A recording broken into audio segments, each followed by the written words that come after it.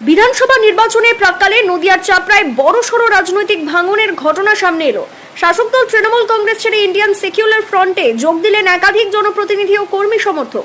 জানা গিয়েছে, চাপড়ার হাতিশালা 2 অঞ্চল সভাপতি ও পঞ্চায়েত প্রধান সহ বেশ কয়েকজন পঞ্চায়েত সদস্য মঙ্গলবার নওশাদ সিদ্দিকীর হাত ধরে আইএসএফ এ যোগদান করেন। পাশাপাশি বৃত্তিহুদা পঞ্চায়েতের 3 জন তৃণমূল সদস্য কলিঙ্গ অঞ্চল তৃণমূলের সভাপতি শাসক দল ছেড়ে আইএসএফ এ নাম লেখান বলে দাবি আইএসএফ নেতৃত্বের। শুধু জনপ্রতিনিধিরাই নন, তাদের সঙ্গে কয়েক হাজার তৃণমূল কর্মী সমর্থকও দলবদল করেছেন বলে দাবি আইএসএফ নেতৃত্বের। এদিন চাপড়া ভিলেজ হল ময়দানে আইএসএফ প্রার্থী জাকির হোসেন মণ্ডলের সমর্থনে একটি জনসভারও আয়োজন করা হয়। সভায় উপস্থিত ছিলেন নওশাদ সিদ্দিকী। মঞ্চ থেকে তিনি শাসক দলের বিরুদ্ধে তীব্র আক্রমণ শানান এবং সাধারণ মানুষকে পরিবর্তনের পক্ষে ভোট দেওয়ার আহ্বান জানান।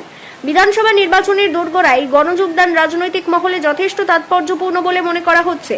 বিশেষ করে চাপড়ার মতো স্পর্শকাতর কেন্দ্রেই ভাঙন শাসক দলের অস্বস্তি বাড়াতে পারে বলেই রাজনৈতিক বিশ্লেষকদের মত।